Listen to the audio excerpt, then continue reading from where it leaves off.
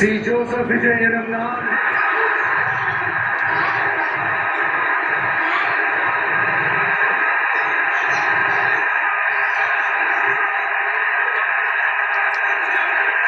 சட்டப்படி அமைக்கப்பெற்ற இந்திய அரசியல் அமைப்பின்பால்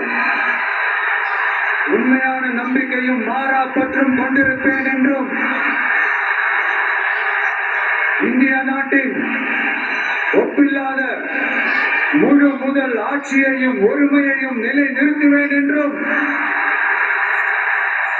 தமிழ்நாட்டு அரசின் முதலமைச்சராக உண்மையாகவும் உளச்சான்றின்படியும் என் கடமைகளை நிறைவேற்றுவேன் என்றும் அரசியல் அமைப்பிற்கும் சட்டத்திற்கும் இணங்க அச்சமும் ஒருதலை சார்பும் இன்றி